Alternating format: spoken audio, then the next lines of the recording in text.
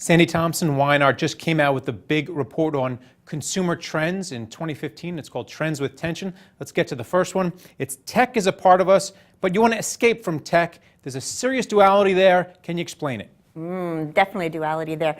One of the reasons why we came up with this whole book, Trends with Tension, just to start with, is that everybody comes out at this time of the year and they say, this is the trend for 2015. This is what everybody's going to be doing. This is what everybody's going to be talking about.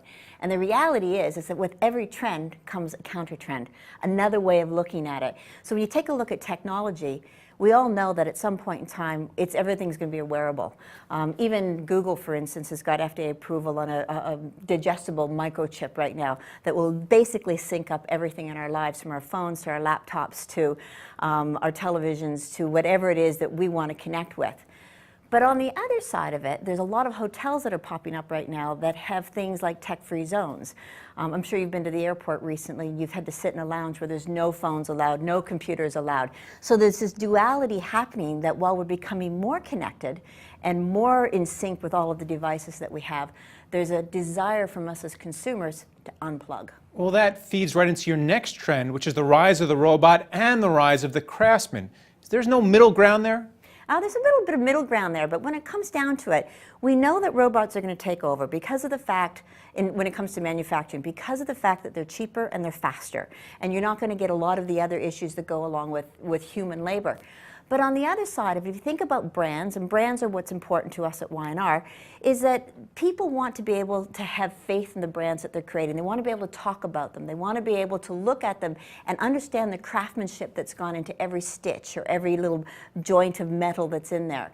So while the robots are there and they're going to make things faster and cheaper for us, there's still something as from a consumer point of view where we want that craftsmanship. We want to know that the attention to detail is there. The third trend you're on the lookout for in 2015 is the neutralization of gender and the return of gender. So we got to figure out, are men from Venus, Mars, where am I from in 2015? This one's a bit scary because there is a neutralization of gender right now, and there's an acceptance that while you may be male or you may be female, having a little bit of crossover in terms of how you live your life, the things that you enjoy, the way that you dress, the makeup that you put on, could be a bit more male or female. But at the same time, on the other side of it, we're seeing the return of things like clubs for men to really act out their masculinity. And one of the biggest fashion trends right now is the corset. The corset has come back thanks to Kim Kardashian.